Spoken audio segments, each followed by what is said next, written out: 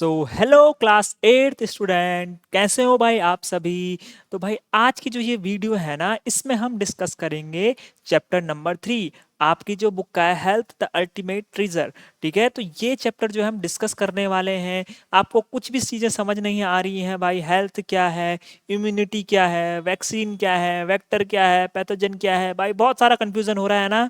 तो टेंशन वाली कोई बात नहीं है भाई, तुम्हारा भाई फिर से आ गया है, जिसमें कि आपको, जैसे कि मैंने आपको सेकंड चैप्टर समझाया है ना, बिल्कुल वैसे ही आपको क्या होगा, ये थर्ड चैप्टर के डाउट भी आपके बहुत ही अच्छे से क्लियर हो जाएंगे। आपको इसमें जो है कितने 20-30% नहीं, कितने लाओगे आप, पूरे 100% मार्क्स आपके इस चैप्टर में अचीव होंगे, अगर आपने जो है ये वीडियो देख ली, ये जो मैं आपको नोट्स करवा रहा हूँ ये आपने देख लिए।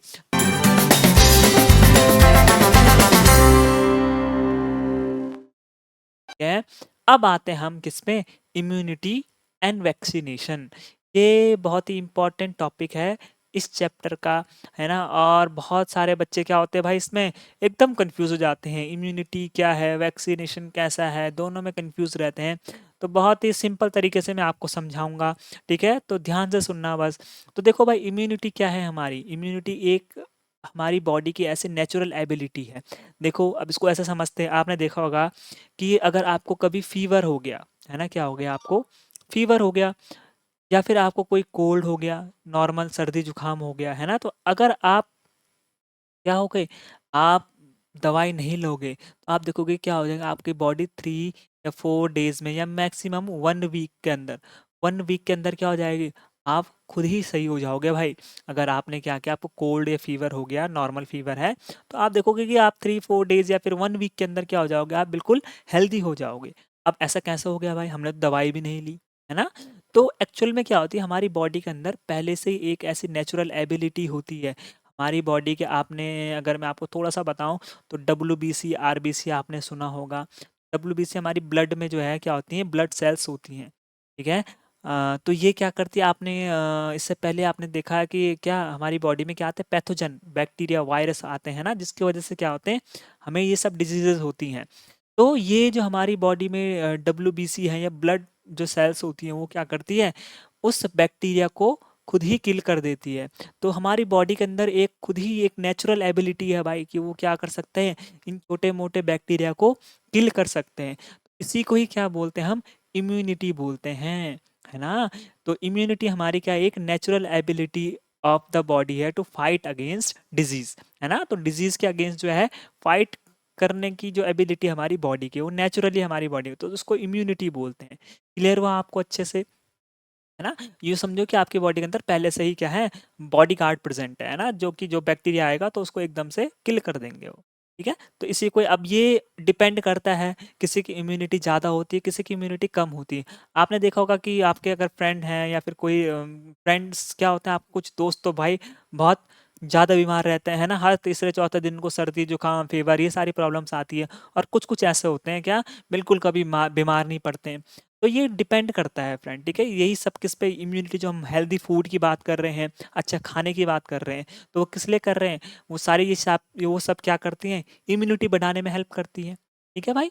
तो अब इम्यूनिटी किसी की ज़्यादा होगी, जिसकी इम्यूनिटी स्ट्रांग होगी वो कम बीमार पड़ेगा, यानी कि उसके अंदर बॉडीगार्ड ज़्यादा है तो वो कम बीमार पड़ेगा। जिसकी इम्यूनिटी कम है वो ज़्यादा बीमार पड़ता है ना। तो ये सब चीज़ें आपको ध्यान रखनी है। तो अब हम समझते हैं भाई वैक्सीनेशन क्या है, ठीक है भाई। तो वैक्सीनेशन देखो क्या है, वैक्सीनेशन क्या, substance that train immune system. अब देखो वैक्सीन एक्चुअल में क्या करती है, हमारी इम्यून सिस्टम को स्ट्रांग बनाती है। इसके लिए हम क्या यूज़ करते हैं, वैक्सीनेशन का या फिर वैक्सीन का, ठीक है। तो वैक्सीन एक्चुअल में काम कैसे करते हैं, इसको ध्यान से समझो। तो देखो क्या होता है कि मान लो जैसे आपको पता है, आपने सबने, आपको सबको एग्जाम्पल समझता है, आपने सबने बचपन में पोलियो ड्रॉप के बारे में सुना है, आप सबने पोलियो ड्रॉप लिया भी होगा।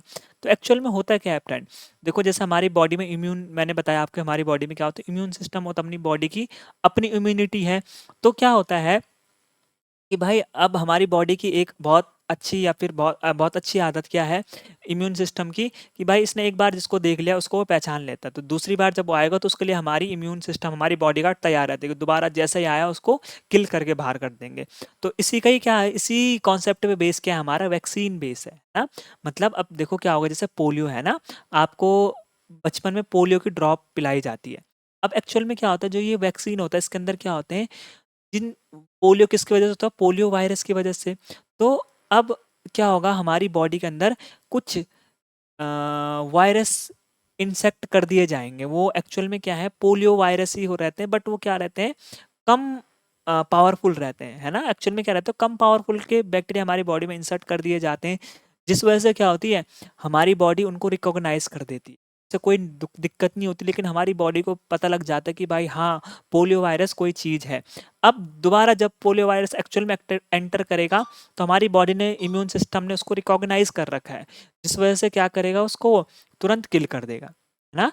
तो अब इस तरीके से हमारी वैक्सीनेशन काम करती है। तो सिंपल सी चीज़ क्या है, इतना समझो कि वैक्सीन से क्या होता है, हमारा इम्यून सिस्टम स्ट्रांग होता है। ये नेचुरल हमारी बॉडी की एबिलिटी, नेचुरल एबिलिटी को क्या करता है, बढ़ा देता है, जिस वजह से हम क्या कर सकते हैं, जो हार्मफुल डिजीज है उनके अगेंस्ट हम क्या कर सकते हैं, बॉडी हमारी रिस्पॉन्स कर सकती है, उनके बैक्टीरिया को किल कर सकती है। ठीक है, तो यही है फाइट सर्टेन डिजीजेज, है ना। ये क्या करते हैं, अलग अलग टाइप की डिजीज को किल कर सकता है, या डिजीज को उनके अगेंस्ट फाइट कर सकता है।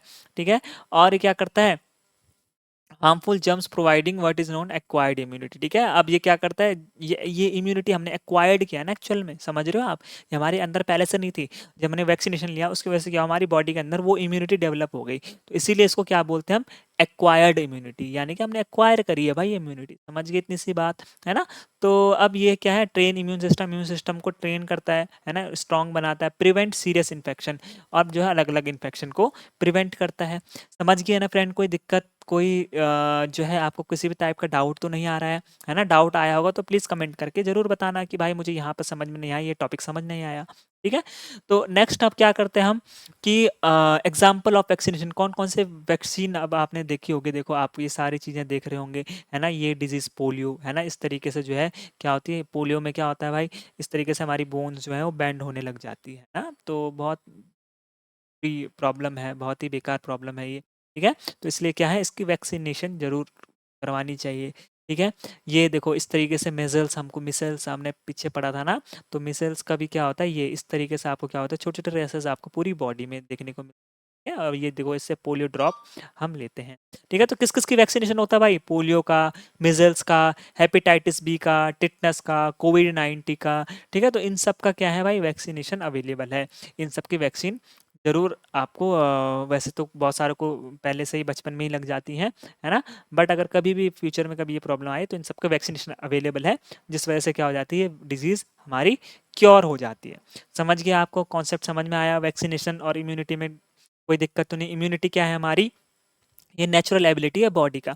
वैक्सीनेशन क्या करता है, सिंपली हम कोई चीज़ इंजेक्ट करेंगे बॉडी के अंदर जो हमारी इम्यूनिटी बढ़ा देगा, है ना। जो पर्टिकुलर, जैसे मान लो पोलियो का है, तो पोलियो का जो वायरस होगा उसके लिए, उसको पहचानने के लिए हमारी बॉडी में क्या बन गए, इम्यूनिटी बढ़ गई। तो इसको एक्चुअल में फ्रेंड एंटीबॉडीज़ भी बोलते हैं। क्या बोलते हैं, एंटीबॉडीज़, है ना। हमारी बॉडी में क्या होते हैं, एंटीबॉडीज़ होती है, एंटीबॉडीज़, है ना। तो ये एंटीबॉडीज़ ही क्या करती हैं, बैक्टीरिया को किल करती हैं, या फिर उनको, तो जो हमारे वैक्सीनेशन है ये क्या करता है, एंटीबॉडीज डेवलप करता है हमारी बॉडी। ठीक है, तो समझ गए आप, कोई दिक्कत परेशानी।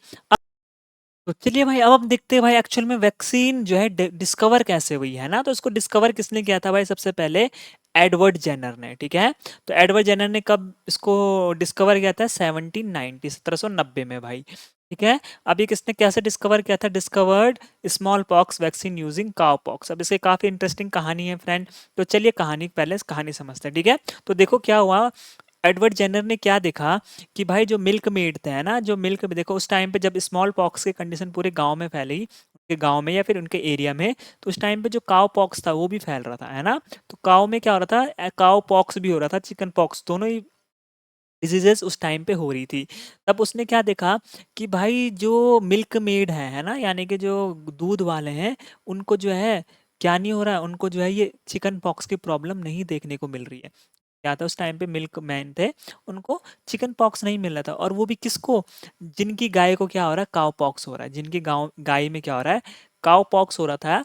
तो उन जो मिल्क मेड थी उस टाइम पे, उनको क्या नहीं हो रहा था भाई, ये चिकन पॉक्स नहीं हो रहा था। तो इसने अब उसने सोचने में मजबूर कर दिया। फिर उसने क्या किया, इसको एक उसने ऐसे ही हाइपोथेसिस बनाई कि भाई हो सकता है कि इससे क्या हो, जो हमारा काऊ पॉक्स है उसका जो ब्लिस्टर्स, यानी कि जो जो काऊ पॉक्स के जो ब्लिस्टर है या फिर उसको जो दाने हैं, वो क्या कर रहे हैं, हमारे स्मॉल पॉक्स से प्रोटेक्ट कर रहे हैं, स्मॉल पॉक्स को प्रोटेक्ट कर रहे हैं, है ना। फिर उसने एक्सपेरिमेंट किया, उसने क्या किया, इसी चीज को किसमें, एक बॉय में टेस्ट किया। उसने क्या लिया, जो हमारे जो काऊ पॉक्स है उसका पस लिया और उसको बॉय में जो है एक्सपोज किया। फिर उसने क्या देखा, उसने देखा कि भाई जो हमारा बॉय था वो क्या होने लग गया, धीरे धीरे स्मॉल पॉक्स से सही होने लग गया। तो अब उसने देखा, फिर उसने कंक्लूजन निकाला कि भाई जो काउ पॉक्स का सैप है वो क्या है, रेजिस्टेंट है किसके, स्मॉल पॉक्स के, यानी कि उससे क्या हो सकता है, स्मॉल पॉक्स सही हो सकता है। ठीक है, फिर अब उसने क्या किया, इसको मास वैक्सीनेशन करना शुरू किया, यानी कि ज़्यादा नंबर में प्रोड्यूस करना शुरू किया। फिर यहाँ से इस तरीके से क्या हुआ, हमारे उसका डेवलप हुआ स्मॉल पॉक्स की वैक्सीन। ठीक है भाई।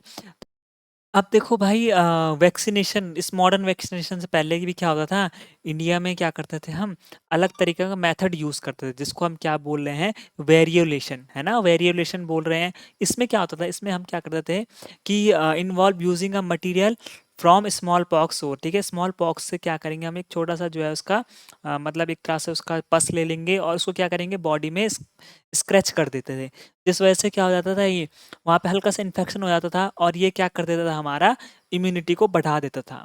हाँ, तो बस यही वही कॉन्सेप्ट है वैक्सीनेशन का, क्या होगा, हल्के से हम इम्यूनिटी अपने खुद से बढ़ाएंगे। उससे पहले क्या करेंगे, हम हल्का सा कोई बैक्टीरिया बॉडी के अंदर एंटर करवाते हैं। तो वही सेम कॉन्सेप्ट होता था उस टाइम पे, जिस वजह वैक्सीनेशन से पहले की बात है ये। ठीक है, तो अब इसको क्या बोलते थे, जो लोग ये सब चीज़ें करते थे उनको हम टीकेदार बोलते थे। है, तो टीकेदार हम बोले टीका लगाना, है ना, तो टीके लगाने वाले तो आते थे उस टाइम पे, जो ये सारी चीज़ें करते थे। अब उसके बाद क्या है, फिर मॉडर्न वैक्सीनेशन की जो है डिस्कवरी हुई, जिसमें क्या हुआ, हमारे अब स्पेशल इंजेक्शन के फॉर्म में हम बॉडी में इंजेक्ट करवाते हैं। ठीक है भाई, तो इस तरीके से क्या हुआ, हमारा वैक्सीनेशन की शुरुआत और हुई, और ये सब वैक्सीनेशन था, है ना। तो आपको जो है अच्छे से समझ में आ रहा होगा, है ना। अब देखो भाई, अब डिजीज़ को किस तरीके से, अब मेडिकल क्या, एक तो वैक्सीनेशन से हम ट्रीट कर सकते हैं, वैक्सीनेशन से हम डिजीज़ को क्योर कर सकते हैं, और दूसरे क्या है, मेडिसिन लेकर। अब मेडिसिन कौन से लेते हैं हम, एंटीबायोटिक। अब एंटीबायोटिक क्या है भाई, एंटीबायोटिक ऐसी मेडिसिन है जो क्या करती है, बैक्टीरिया को किल करती है। एंटीबायोटिक बैक्टीरिया को किल करने वाली मेडिसिन होती है, और ये क्या करती है, ओनली बैक्टीरियल डिजीज पे काम करती है, यानी कि ऐसी डिजीज जो किससे हो रही है, बैक्टीरिया से हो रही है, तो उनको क्या बोलते हैं हम, एंटीबायोटिक्स बोलते हैं। ठीक है, तो सिंपली यही है। ठीक है, antibiotic work only against the bacterial infection because they target the parts of bacterial cells that are different from human और अदर एनिमल्स। तो ये क्या करते हैं, सिर्फ बैक्टीरिया सेल के ऐसे पार्ट को टारगेट करते हैं जो ह्यूमन से अलग हैं, जिस वजह से क्या होता है, वो बैक्टीरिया किल हो जाता है। सिंपल सी चीज़ें हैं, है ना। Do not work against virus, virus में ये क्या नहीं करता भाई, वर्क नहीं करता है ना। वायरस में अगर एंटीबायोटिक लगेगा तो कुछ नहीं होगा भाई आपको। ठीक है, और एंटीबायोटिक कैसे लेनी है, हमने अपनी मर्जी से नहीं लेनी है भाई, ओनली किसके एडवाइस में, डॉक्टर्स की एडवाइस में लेनी, हमने एंटीबायोटिक्स का यूज़ करना है। ठीक है भाई, तो जो सबसे फर्स्ट हमारी एंटीबायोटिक डिस्कवर हुई थी वो कौन सी हुई थी, पेनिसिलिन। कौन सी, इसका ये इंपॉर्टेंट है, इसका नाम आपको बिल्कुल याद रखना है, पेनिसिलिन, है ना। जो किसने डिस्कवर की थी, हमारे अलेक्जेंडर फ्लेमिंग ने, है ना। और ये किसके किसके थ्रू हुई थी, ये हमारा फंगस था पेनिसिलियम। ठीक है, तो पेनिसिलियम मैं लिख भी देता हूँ यहाँ पर। ठीक है, पेनिसिलियम, पेनिसिलियम ये क्या था, हमारा एक फंगस था। ठीक है, जिससे क्या हुई, हमारी ये पेनिसिलिन एंटीबायोटिक बनी। ठीक है भाई, तो पेनिसिलियम उस फंगस का नाम है, और हमारा सबसे पहले किसने बनाया था, अलेक्जेंडर फ्लेमिंग ने एंटीबायोटिक डिस्कवर की थी। तो ये क्या करती है, हमारी बैक्टीरिया को किल करते हैं। जब भी आप बीमार पड़ते हो तो डॉक्टर से दवाई लेते हैं एंटीबायोटिक, तो इसी वजह से लेते हैं, ताकि वो क्या कर सके भाई, बैक्टीरिया को किल कर सके। तो भाई अब आपका एक ही टॉपिक रह गया है, एंटीबायोटिक रेजिस्टेंस। तो इस टॉपिक को बड़ा ध्यान से देखना, छोटा टॉपिक है और नया टॉपिक है ये, है ना। तो इसको पहले सिंपल से समझते हैं, नाम से ही एंटीबायोटिक रेजिस्टेंस क्या है। देखो, एंटीबायोटिक आपको पता है क्या होती है, ऐसी मेडिसिन होती है जो क्या करती है, बैक्टीरिया को किल करती हैं। अब रेजिस्टेंस मतलब, अब इनके खिलाफ कोई रेजिस्टेंस पैदा हो रहा है, रेजिस्टेंस मतलब इनका, इनको कोई अपोज कर रहा है एक तरीके से, है ना, इनको अपना असर नहीं करने दे रहा है, तो इसी को ही क्या बोलते हैं हम, एंटीबायोटिक रेजिस्टेंस। अब देखो, सबसे पहले समझते हैं हमारी बॉडी में क्या होता है, 2 टाइप के बैक्टीरिया होते हैं। एक तो होते हैं गुड बैक्टीरिया, एक क्या होंगे गुड बैक्टीरिया होते हैं, और दूसरे क्या होते हैं bad bacteria. Good bacteria and bad bacteria. अब बैड बैक्टीरिया आपको पता है ये क्या करेंगे, डिजीज कॉज करते हैं। गुड बैक्टीरिया हमारी बॉडी के लिए अच्छे होते हैं, है ना, बहुत सारी चीजें करते हैं, डाइजेशन में हेल्प करते हैं, बैक्टीरिया को, अदर बैक्टीरिया को किल करने में भी हेल्प करते हैं, है ना, गुड बैक्टीरिया जो होते हैं। अब जब क्या होता है, जब आप बिना डॉक्टर के सजेशन के, बिना डॉक्टर के प्रिस्क्रिप्शन के आप क्या लेते हो, मेडिसिन लेते हो, या फिर एंटीबायोटिक डोज लेते हो आप, या फिर जब इनका ओवर डोज कर देते हो, आप डॉक्टर ने बोला एक खाया, आपने खा दिए 2 या 4 खा दिए अपनी मर्जी से, कोई टाइम के अकॉर्डिंग नहीं खा रहे हो, तो उस केस में क्या करते हैं, ये जो एंटीबायोटिक होती है ये क्या करते हैं, हमारे बैड बैक्टीरिया को तो किल करती ही है, साथ साथ में क्या कर देते हैं, हमारी गुड बैक्टीरिया को भी किल कर देते हैं। समझे आप, क्या हुआ कि जैसे आपने ओवरडोज लिया तो इसने बैड बैक्टीरिया को किल कर दिया, साथ ही साथ हमारी बॉडी में जो गुड बैक्टीरिया थे उनको भी किल कर दिया। जिस वजह से क्या हुआ, अब हमारे बॉडी में गुड बैक्टीरिया के नंबर्स कम हो गए, और जो ये बैड बैक्टीरिया थे ये क्या हो गए, ये किल, कुछ कुछ किल हो गए, और कुछ कुछ क्या हो गए, बैड बैक्टीरिया हमारे बच गए। अब जिस वजह से क्या हुआ, ये अब हमारे बैड बैक्टीरिया बॉडी में ज़्यादा आने लग गए, है ना, यानी कि अब बैक्टीरिया, ये जो बैक्टीरिया है ये किसके रेजिस्टेंस में आ गए, हमारे एंटीबायोटिक के, यानी कि अब इनको पता लग गया कि भाई ये एंटीबायोटिक, इनके अंदर ये एबिलिटी डेवलप हो गई कि इस एंटीबायोटिक को अभी आसानी से हरा सकते हैं, मतलब इस एंटीबायोटिक का असर इन पे नहीं होगा, इन बैक्टीरिया पे। तो इसी को ही क्या बोलते हैं हम, एंटीबायोटिक रेजिस्टेंस। समझे मेरी बात अच्छे से। अब देखो क्या हो रहा है, इसको थोड़ा सा और समझ देते हैं। देखो इस तरीके से समझ, जैसे एनसीईआरटी में दे रखा है, सबसे पहले क्या, जब आपने क्या किया, बहुत एंटीबायोटिक ली, है ना, एंटीबायोटिक ली तो उससे क्या हुआ, इसने आपके जो ग्रीन कलर वाले क्या है भाई, ये गुड बैक्टीरिया, और रेड कलर वाले जो है वो क्या है, बैड बैक्टीरिया है। तो ये जो ग्रीन कलर वाले, इसने क्या कर दिया, गुड बैक्टीरिया को देखो इस तरीके से किल कर दिया, आपको यहाँ पे दिख रहा होगा, है ना, 1 मिनट में इंक चेंज करता हूँ इसकी, ठीक है, आपको जो है वहां पे दिख रहा होगा ये गुड बैक्टीरिया को किस तरीके से ये किल कर रहा है यहाँ पर, है ना। अब फिर क्या हुआ, ये जो है कुछ few microbe develop the resistance to antibiotic, इनमें से कुछ माइक्रोब्स क्या हो जाते हैं, जो एंटीबायोटिक आपने ली दी उसके रेजिस्टेंस, मतलब उसके अगेंस्ट, मतलब उस एंटीबायोटिक का इन बैक्टीरिया पे कोई असर नहीं होगा, ये अपने आप को इतना स्ट्रांग बना देंगे कि उस एंटीबायोटिक का भाई इन पे कोई असर नहीं हो रहा है ना। तो अब एक एक बैक्टीरिया उसमें से ऐसा हो गया जिसने इसको रेजिस्टेंट बना दिया कि अब आप एंटीबायोटिक खाओगे तो इसका कोई, फिर ये क्या करते हैं, ये हमारे एक के क्या बन जाते हैं भाई, 2 बन जाते हैं, है ना, हमारी बैक्टीरिया क्या करते हैं, रेप्लिकेट करते हैं ना, रिप्रोड्यूस करते हैं बॉडी के अंदर, जिस वजह से क्या हो, 1 के 2 बनेंगे, 2 के 4 बनेंगे, और इस तरीके से हमारी बॉडी में क्या आ जाएंगे, बहुत सारे बैक्टीरिया, बैड बैक्टीरिया प्रोड्यूस हो जाएंगे, जो कि क्या होंगे, सारे ही एंटीबायोटिक रेजिस्टेंस, यानी कि अब इन सब के अंदर ऐसी एबिलिटी है कि भाई आप एंटीबायोटिक लोगे तो इन पे कुछ भी असर नहीं होगा। समझे, तो इसी को ही क्या बोलते हैं हम, एंटीबायोटिक रेजिस्टेंस बोलते हैं। The antibiotic resistance bacteria grow and take over, ठीक है, ये सब पूरा इस तरीके से फैल जाते हैं। Some bacteria transfer to antibiotic resistance to the bacteria causing more problem, है ना। अब कुछ बैक्टीरिया, यही बैक्टीरिया क्या करते हैं, जो गुड बैक्टीरिया को भी किल करते हैं। अब ये बैक्टीरिया आगे ये क्या करेंगे, गुड बैक्टीरिया को किल करेंगे, जिस वजह से क्या हो जाता है, हमारी इम्यूनिटी डाउन होती रहती है, और बॉडी के अंदर हमें प्रॉब्लम्स आने लग जाती है ना।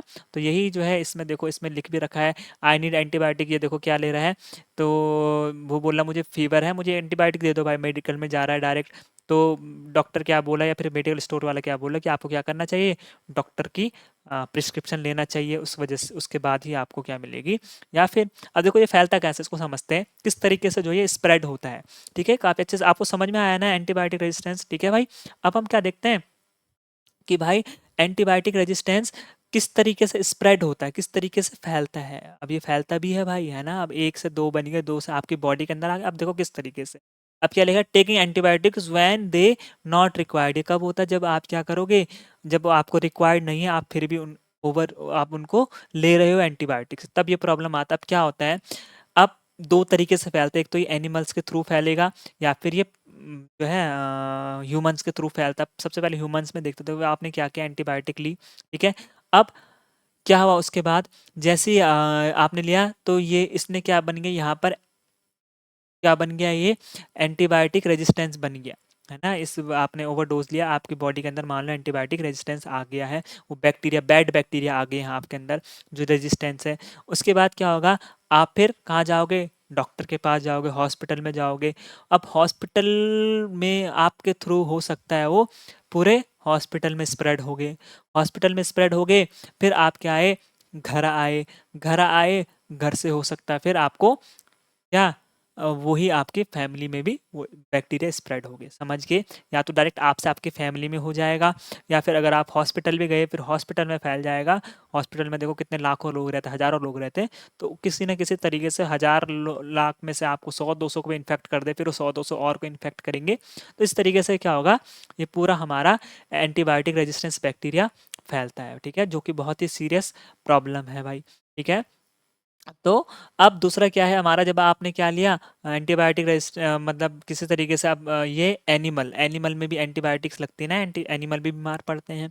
तो अगर वो भी एंटीबायोटिक रेजिस्टेंस उनके अंदर बैक्टीरिया डेवलप है, तो ये क्या करते हैं, अब इनके जो आपके जो है गाय हो गया, का भैंस हो गया, ठीक है, हैन हो गया, इन सब के आप प्रोडक्ट यूज़ करते हो ना भाई, डेयरी प्रोडक्ट यूज़ करते हो, है ना? तो जैसे बटर हो गया, मिल्क हो गया, एग्स हो गया, ये सारे प्रोडक्ट हम यूज़ करते हैं जो कहाँ से आते हैं, हमारे एनिमल से आते हैं। तो वो बैक्टीरिया क्या आ जाएंगे, इन प्रोडक्ट्स में आ जाएंगे उन एनिमल्स के थ्रू, फिर वो उनको तुम खाओगे, है ना? पूरी फैमिली में लेगी तुम्हारी, तो जिससे क्या होंगे, वो फिर बैक्टीरिया तुम्हारे अंदर आ गए भाई, है ना? या फिर क्या करेंगे, स्प्रेड थ्रू सॉयल। अब जो तुम्हारा क्या है, इनका जो है आप गोबर हम मैन्योर यूज़ करते हैं ना, काऊ डंग हो गया, इन सबको मैन्योर यूज़ करते हैं हम, ठीक है? तो जब आप मैन्योर आप खेतों में डालोगे, तो उससे क्या होगा, अब वो खेतों के बैक्टीरिया आए मैन्योर में, मैन्योर के थ्रू कहाँ आया हो, क्रॉप में, फसल आप खाओगे, क्रॉप उगाते हो, क्रॉप से फिर क्या हुआ, उसको आपने खाया और फिर से आपकी बॉडी के अंदर ठीक है? समझे? तो ये दो तरीके से क्या होता है, हमारी पूरी बॉडी में ये सारी चीजें स्प्रेड होती है। समझे आप किस किस तरीके? सबसे पहले आप हो तो आपसे हॉस्पिटल के थ्रू आप तक पहुंच सकता है ना, मतलब आपसे हॉस्पिटल, हॉस्पिटल से फिर किस तरीके से हज़ारों लोगों में फैल सकता है। दूसरा क्या है, डायरेक्ट आपकी फैमिली को कांटेक्ट कर सकता है, फिर एनिमल के थ्रू, एनिमल प्रोडक्ट से, या फिर सॉइल के थ्रू, मैन्योर के थ्रू, क्रॉप के थ्रू आप तक पहुंच सकता है। तो ये क्या है, हमारे एंटीबायोटिक रेजिस्टेंस किस तरीके से स्प्रेड होता है, किस तरीके से फैलता है, ठीक है? तो ये टॉपिक जो है आपको होप अच्छे से समझ में आया होगा, है ना भाई? तो इस तरीके से जो है ये पूरा एंटीबायोटिक रेजिस्टेंस है ना? यही यहाँ पे भी लिखा हुआ है, ठीक है? तो ये किस वजह से होता है, ओवर ओवर यूज करने से, है ना? Over use creates resistance bacteria, ठीक है? और इन्फेक्टेड हार्डर टू क्योर, ठीक है? इसको क्या होता है, जो इनका इन्फेक्शन होता है इसको, क्योंकि भाई इस इन अब ये बैक्टीरिया ऐसे बन गए हैं, ये तब पावरफुल बन गए हैं, है ना? तो इनको अब एंटीबायोटिक्स आप लोगे तो भाई ये कोई असर नहीं करेगा इन पर, नॉर्मल एंटीबायोटिक्स, तो इनके लिए फिर अलग तरीके का ट्रीटमेंट चलता है, ठीक है? अवॉइड मिसयूज, हमें क्या करना है, एंटीबायोटिक का मिसयूज नहीं करना है, ठीक है? Follow proper dose and duration, जितना बोला गया उतना ही करना, ठीक है भाई? तो आपकी छोटी छोटी मिस्टेक्स क्या कर सकती हैं भाई, बहुत बड़ा इम्पैक्ट ला सकती है। तो आपको क्या करना है, ये सारी चीज़ें ध्यान रखनी है। तो होप कि आपको ये पूरा चैप्टर जो अच्छे से क्लियर हुआ गया, ये इस चैप्टर का जो है लास्ट टॉपिक था, ठीक है? तो अच्छे से आपको चीज़ें क्लियर हुई होंगी। तो भाई अगर आपको वीडियो अच्छी लगी तो ज़रूर वीडियो को लाइक, सब्सक्राइब एंड शेयर ज़रूर कर लिए अपने दोस्तों के साथ, क्योंकि अभी आपके हाफ ईयरली आने वाले हैं, और हाफ ईयरली के जितना भी आपका सिलेबस है सारा ही मैं इस चैप्टर में इस वीडियो में, इस लेक्चर में, इस चैनल में, अपने चैनल में जो है वो क्लियर कराऊंगा आपको। तो ज़रूर से जो है चैनल को सब्सक्राइब करके बेल आइकन भी ज़रूर दबाइए, ठीक है? और जो क्वेश्चन पूछे गए हैं उनके आंसर आप देते रहिए, आपको इसी तरीके से मैं आपके नेम भी डिस्प्ले करते रहूँ, ठीक है? तो चलिए भाई, मिलते हैं फिर नेक्स्ट वीडियो में। कमेंट करके ज़रूर बताना कि ये वीडियो कैसी लगी आपको, ठीक है?